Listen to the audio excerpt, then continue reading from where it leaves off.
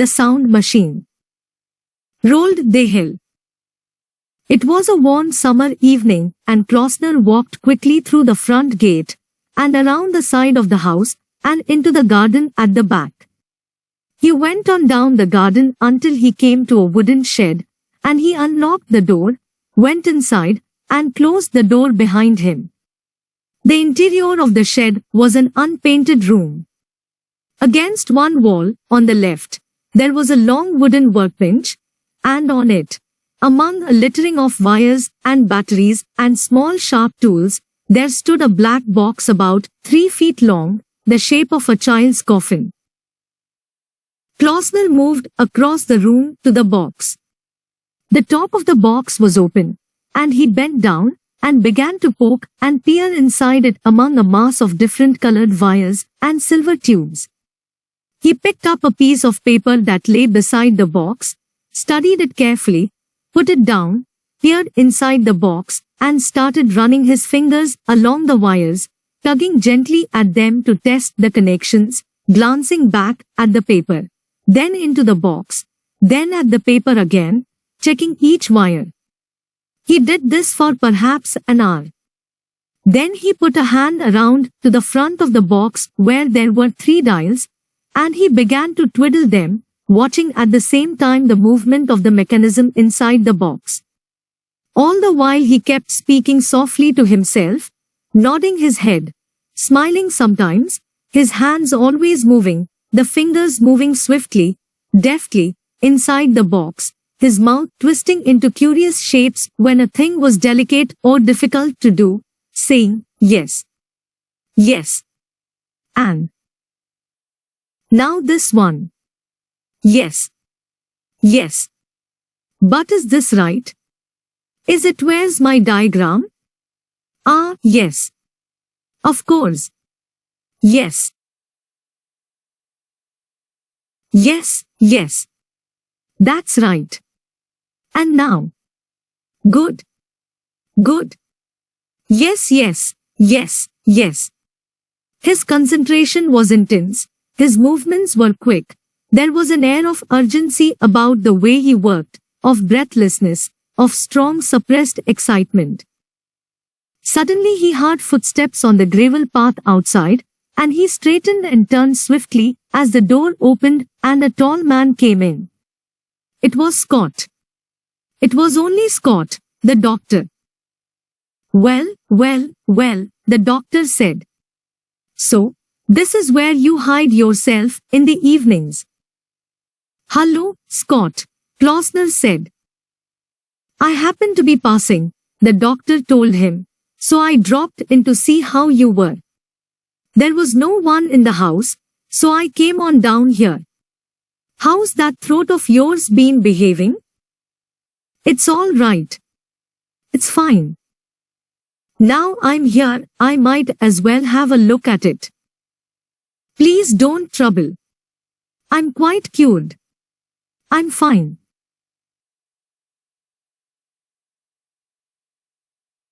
The doctor began to feel the tension in the room. He looked at the black box on the bench, then he looked at the man. You have got your hat on, he said. Oh, have I? Klausner reached up, removed the hat, and put it on the bench. The doctor came up closer and bent down to look into the box. What's this? He said. Making a radio. No, just fooling around. It's got rather complicated looking innards. Yes. Klausner seemed tense and distracted. What is it? The doctor asked. It's rather a frightening looking thing, isn't it? It's just an idea. Yes. It has to do with sound, that's all. Good heavens, man. Don't you get enough of that sort of thing all day in your work? I like sound. So, it seems. The doctor went to the door, turned, and said, well, I won't disturb you. Glad your throat's not worrying you anymore. But he kept standing there looking at the box, intrigued by the remarkable complexity of its inside, curious to know what this strange patient of his was up to. "What's it really for?" he asked. "You have made me inquisitive." Remarkable complexity of its inside, curious to know what this strange patient of his was up to. "What's it really for?" he asked. "You have made me inquisitive." Klausner looked down at the box, then at the doctor, and he reached up and began gently to scratch the lobe of his right ear. There was a pause. The doctor stood by the door, waiting, smiling. "All right, I will tell you, if you are interested." There was another pause, and the doctor could see that Klausner was having trouble about how to begin. He was shifting from one foot to the other, tugging at the lobe of his ear, looking at his feet, and then at last, slowly, he said, "Well, it's like this, the theory is very simple really. The human ear, you know that it can't hear everything. There are sounds that are so low-pitched or so high-pitched that I can't hear them." "Yes," the doctor said. "Yes. Well, speaking very roughly, any note so high that it has more than 15,000 vibrations a second, we can't hear it. Dogs have better ears than us. You know, you can buy a whistle whose note is so high-pitched that you can't hear it at all. But a dog can hear it." "Yes, I have seen one," the doctor said. "Of course, you have. And up the scale, higher than the note of that whistle, there is another note, a vibration if you like, but I prefer to think of it as a note.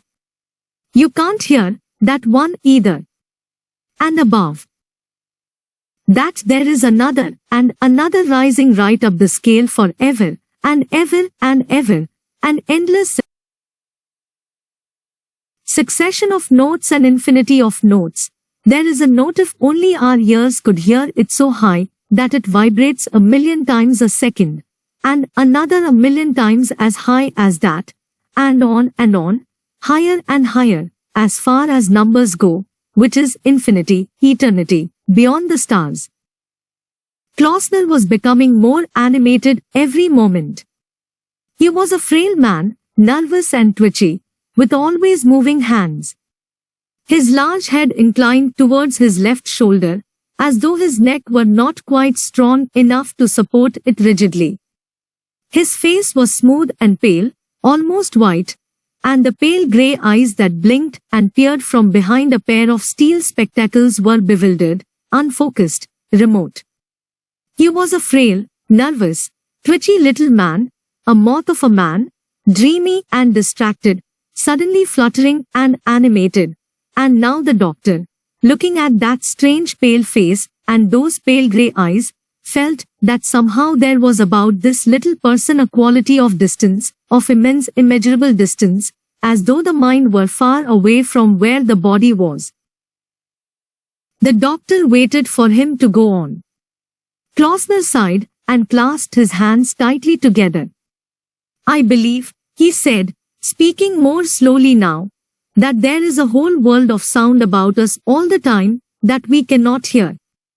It is possible that up there in those high-pitched, inaudible regions there is a new exciting music being made, with subtle harmonies and fierce grinding discords, a music so powerful that it would drive us mad if only our ears were tuned to hear the sound of it. There may be anything, for all we know there may." "Oh yes," the doctor said. "But it's not very probable." "Why not?" "Why not?" Klausner pointed to a fly sitting on a small roll of copper wire on the workbench. "You see that fly? What sort of noise is that fly making now? None that one can hear. But for all we know the creature may be whistling like mad on a very high note, or barking or croaking or singing a song. It's got a mouth, hasn't it? It's got a throat." The doctor looked at the fly, and he smiled. He was still standing by the door with his hands on the doorknob.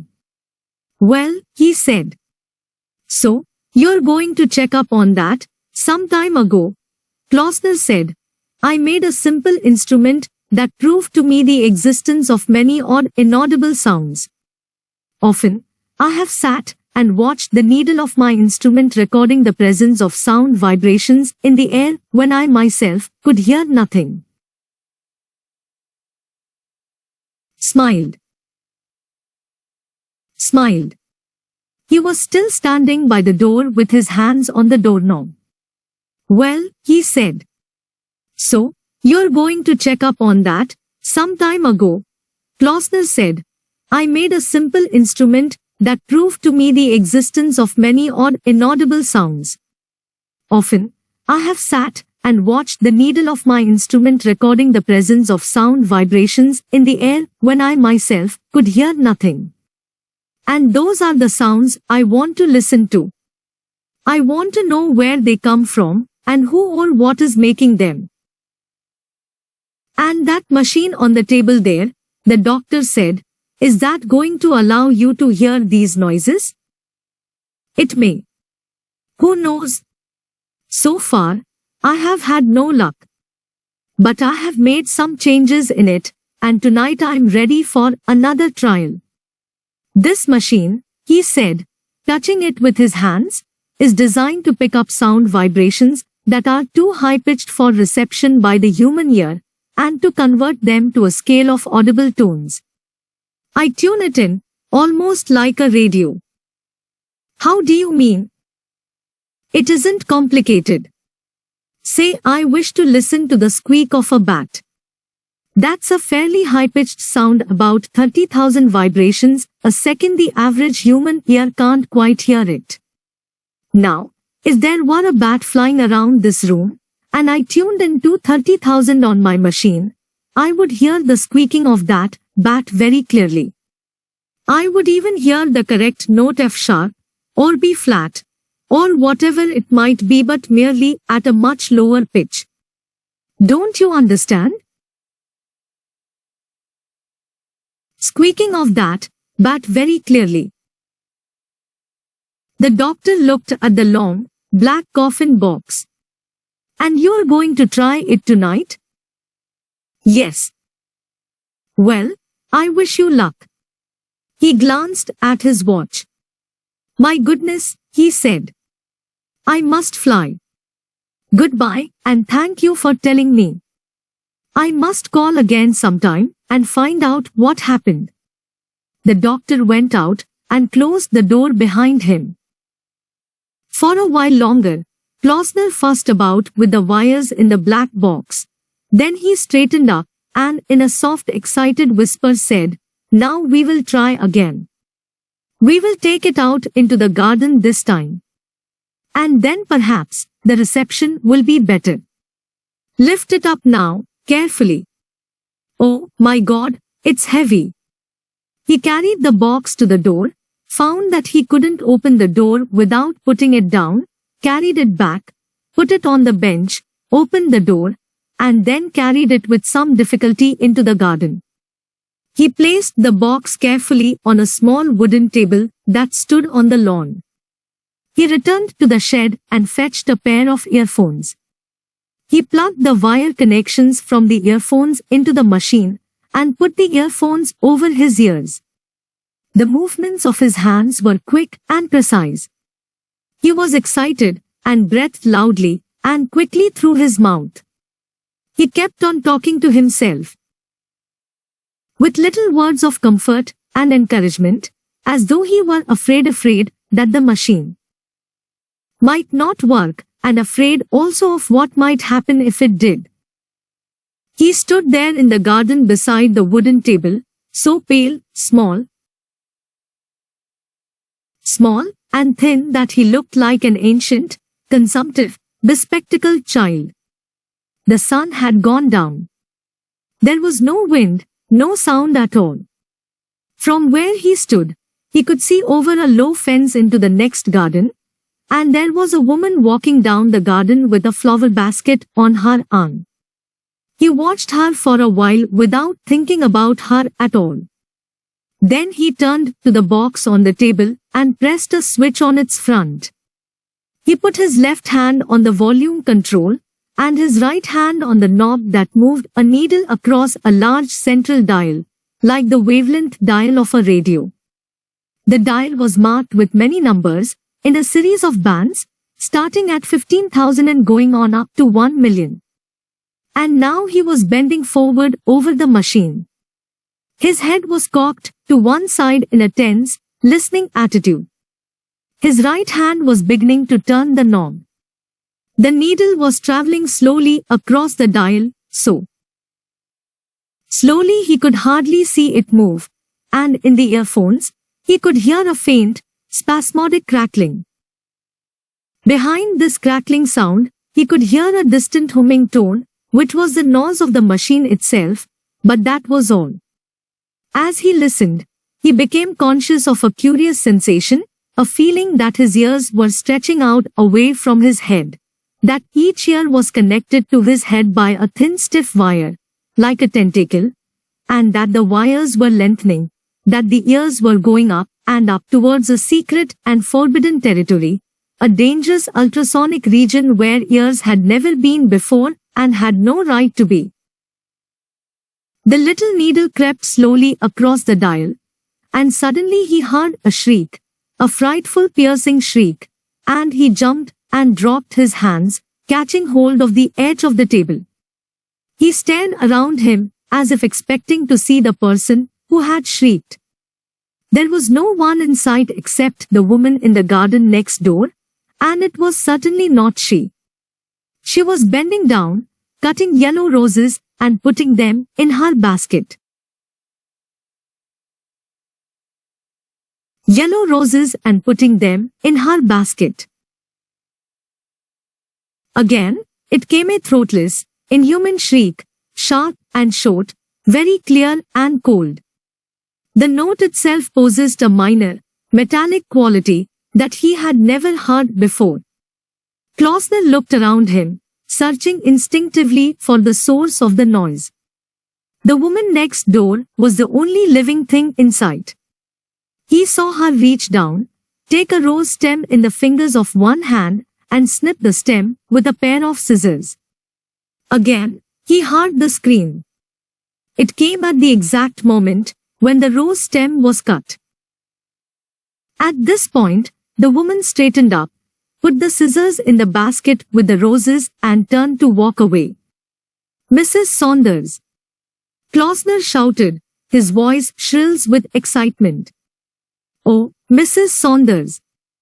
And looking round, the woman saw her neighbor standing on his lawn, a fantastic, arm-waving little person with a pair of earphones on his head calling to her in a voice so high and loud that she became alarmed. "Cut another one. Please cut another one quickly."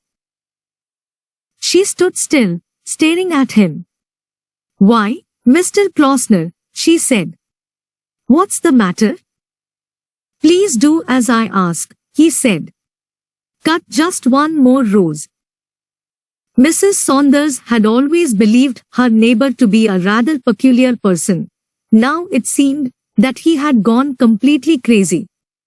She wondered whether she should run into the house and fetch her husband. "No," she thought. "No, he is harmless. I will just humor him."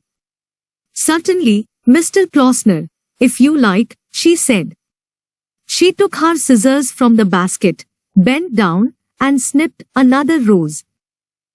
Again, Klausner heard that frightful, throatless shriek in the earphones. Again, it came at the exact moment the rose stem was cut. He took off the earphones and ran to the fence that separated the two gardens. "All right," he said. "That's enough. No more. Please, no more."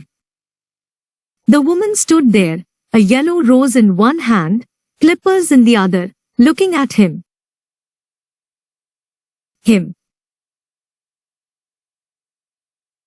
"I'm going to tell you something, Mrs. Saunders," he said, "something that you won't believe." He put his hands on top of the fence and peered at her intently through his thick spectacles. You have, this evening, cut a basket full of roses. You have with a sharp pair of scissors cut through the stems of living things, and each rose that you cut screamed in the most terrible way. Did you know that, Mrs. Saunders? No, she said. I certainly didn't know that. It happens to be true, he said. He was breathing rather rapidly, but he was trying to control his excitement. I heard them shrieking.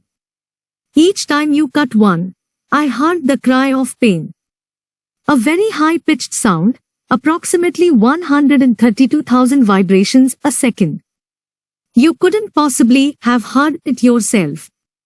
But I heard it. Did you really, Mr. Klausner? She decided she would make a dash for the house in about 5 seconds. You might say, he went on, that a rose bush has no nervous system to feel with, no throat to cry with. You'd be right. It hasn't. Not like ours, anyway. But how do you know, Mrs. Saunders dash, and here he leaned far over the fences, and spoke in a fierce whisper, how do you know that a rose bush doesn't feel as much pain when someone cuts its stem in two as you would feel if someone cut your wrist off with a garden shears? How do you know that? It's alive, isn't it? Yes, Mr. Klausner. Oh, yes, and good night. Quickly she turned and ran up the garden to her house. Klausner went back to the table. He put on the earphones and stood for a while listening. He could still hear the faint crackling sound and the humming noise of the machine, but nothing more. He bent down and took hold of a small white daisy growing on the lawn. He took it between thumb and forefinger and slowly pulled it upward and sideways until the stem broke. From the moment that he started pulling to the moment when the stem broke, he distinctly heard in the earphones a faint high-pitched cry, curiously inanimate. He took another daisy and did it again. Once more he heard the cry, but he wasn't sure now that it expressed pain. No, it wasn't pain, it was surprise. Or was it? It didn't really express any of the feelings or emotions known to a human being. It was just a cry, a neutral, stony cry, single emotionless note, expressing nothing. It had been the same with the roses. He had been wrong in calling it a cry of pain. A flower probably didn't feel pain. It felt something else which we didn't know about, something called Tom or Spun or Linkman, or anything you like. He stood up and removed the earphones. It was getting dark, and he could see pricks of light shining in the windows of the houses all around him. Carefully he picked up the black box from the table, carried it into the shed, and put it on the workbench. Then he went out, locked the door behind him, and walked up to the house. The next morning Klausner was up as soon as it was light. He dressed and went straight to the shed. He picked up the machine and carried it outside, clasping it to his chest with both hands, walking unsteadily under its weight. He went past the house, out through the front gate, and across the road to the park. Then he paused and looked around him. Then he went on until he came to a large tree, a beech tree, and he placed the machine on the ground close to the trunk of the tree. Quickly he went back to the house and got an axe from the coal cellar and carried it across the road into the park. He put the axe on the ground beside the tree. Then he looked around him again, peering nervously through his thick glasses in every direction. There was no one about. It was 6 in the morning. He put the earphones on his head and switched on the machine. He listened for a moment to the faint familiar humming sound. Then he picked up the axe, took a stance with his legs wide apart, and swung the axe as hard as he could at the base of the tree trunk. The blade cut deep into the wood and stuck there, and at the instant of impact he heard a most extraordinary noise in the earphones. It was a new noise, unlike any he had heard before, a harsh, noteless, enormous noise, a growling, low-pitched, screaming sound, not quick and short like the noise of the roses, but drawn out like a sob lasting for fully a minute, loudest at the moment when the axe struck, fading gradually fainter and fainter until it was gone. Klausner stared in horror at the place where the blade of the axe had sunk into the wood flesh of the tree. Then gently he took the axe handle, worked the blade loose, and threw the thing to the ground. With his fingers he touched the gash that the axe had made in the wood, touching the edges of the gash, trying to press them together to close the wound, and he kept saying, "Tree, oh, tree. I am sorry, but it will heal fine." For a while he stood there with his hands upon the trunk of the great tree. Then suddenly he turned away and hurried off out of the park, across the road, through the front gate, and back into his house. He went to the telephone, consulted the book, dialed a number and waited. He held the receiver tightly in his left hand and tapped the table impatiently with his right. He heard the telephone buzzing at the other end, and then the click of a lifted receiver, and a man's voice, a sleepy voice, saying, "Hello." "Yes." "Dr. Scott," he said. "Yes. Speaking." "Dr. Scott. You must come at once quickly, please." "Who is it speaking?" "Klausner here, and you remember what I told you last night about my experience with sound, and how I hoped I might." "Yes, yes, of course, but what's the matter? Are you ill?" "No, I'm not ill, but it's 6:30 in the morning, the doctor said, and you call me but you are not ill. Please come. Come quickly. I want someone to hear it. It's driving me mad. I can't believe it." The doctor heard the frantic, almost hysterical note in the man's voice, the same note he was used to hearing in the voices of people who called up and said, "There has been an accident. Come quickly." He said slowly, "You really want me to get out of bed and come over now?" "Yes, now. At once, please." "All right, then I'll come." "Come." Klausner sat down beside the telephone and waited. He tried to remember what the shriek of the tree had sounded like, but he couldn't. He could remember only that it had been enormous and frightful, and that it had made him feel sick with horror. He tried to imagine what sort of noise a human would make if he had to stand anchored to the ground while someone deliberately swung a small sharp thing at his leg so that the blade cut in deep and wedged itself in the cut. Same sort of noise perhaps? No. Quite different. The noise of the tree was worse than any known human noise because of that frightening, toneless, throatless quality. He began to wonder about other living things, and he thought immediately of a field of wheat standing up straight and yellow and alive, with the mower going through it, cutting the stems, 500 stems a second, every second. Oh my God, what would that noise be like? 500 wheat plants screaming together, and every second another 500 being cut and screaming. And no, he thought, I do not want to go to a wheat field with my machine. I would never eat bread after that. But what about potatoes and cabbages and carrots and onions? And what about apples? Number. Apples are all right. They fall off naturally when they are ripe.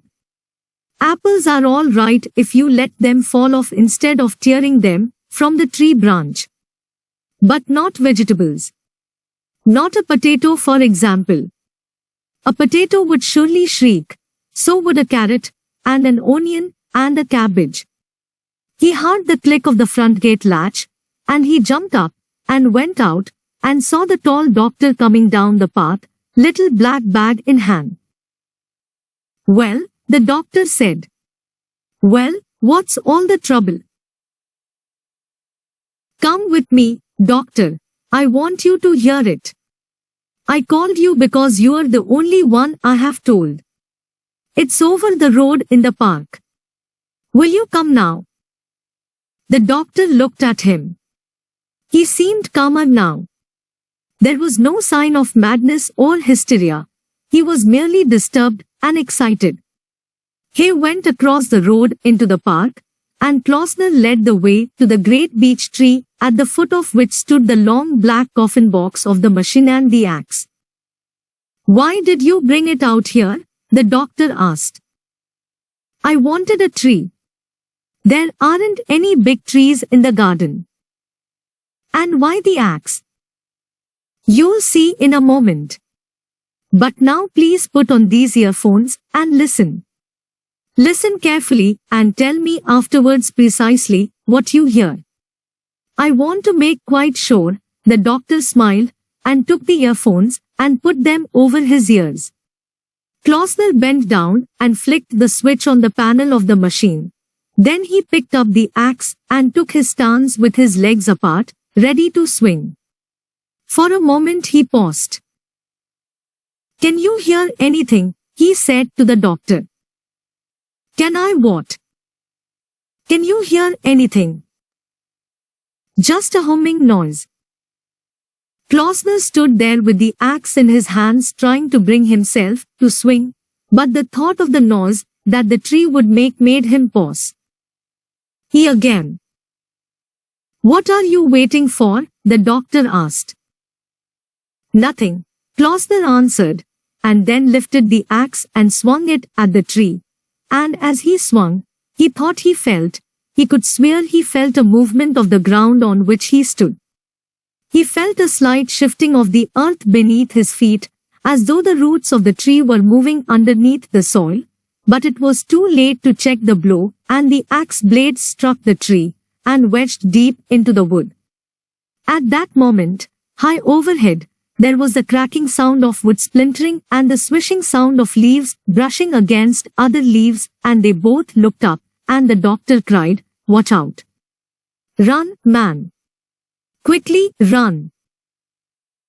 The doctor had ripped off the earphones and was running away fast, but Klausner stood spellbound, staring up at the great branch, 60 feet long at least, that was bending slowly downward, breaking and crackling and splintering at its thickest point, where it joined the main trunk of the tree.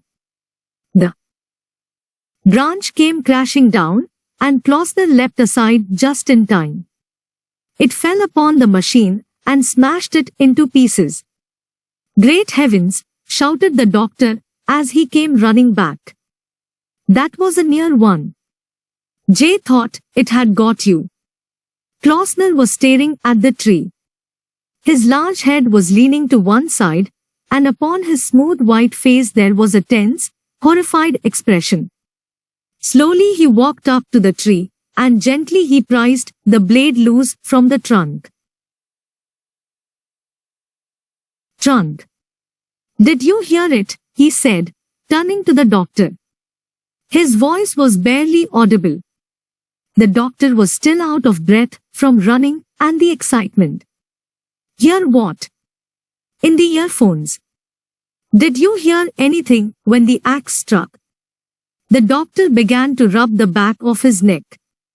"Well," he said, "as a matter of fact."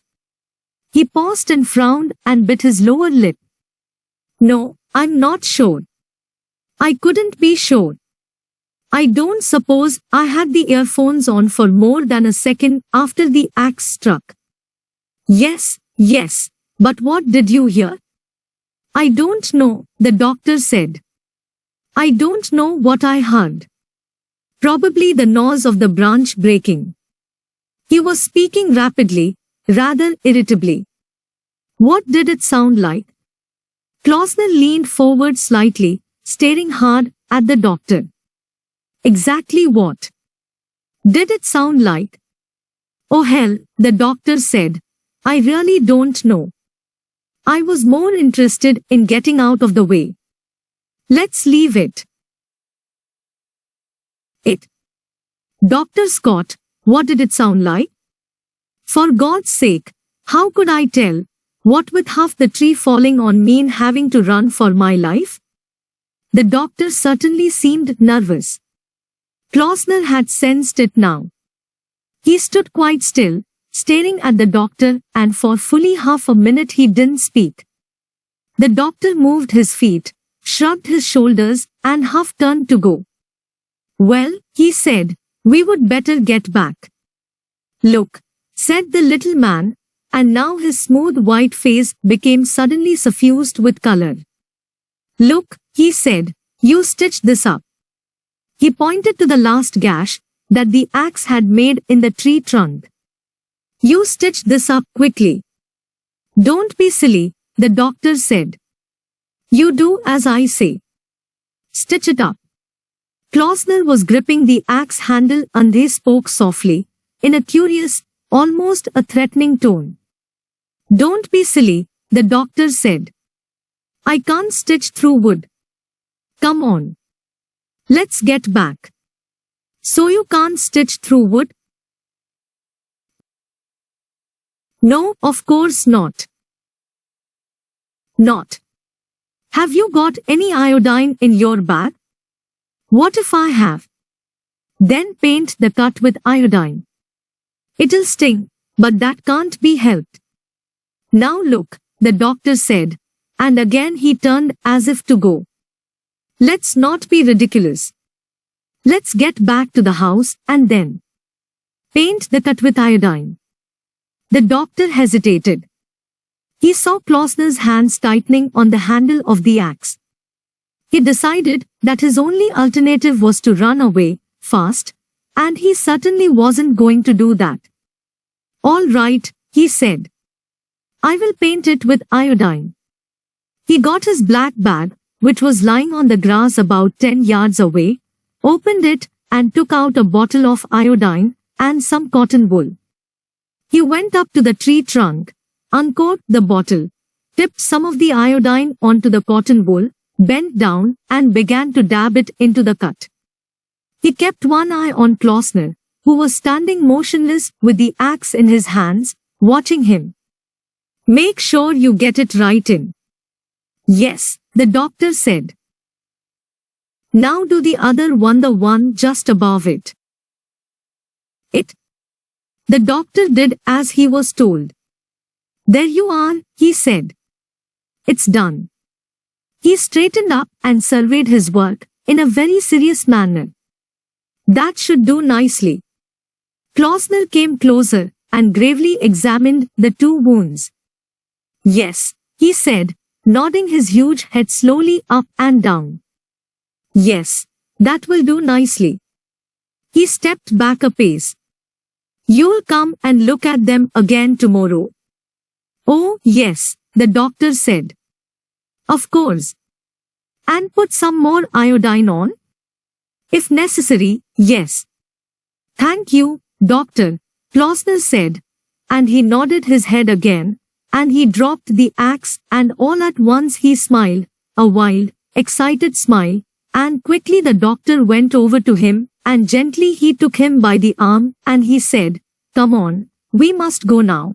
And suddenly they were walking away, the two of them, walking silently, rather hurriedly across the park, over the road, back to the house.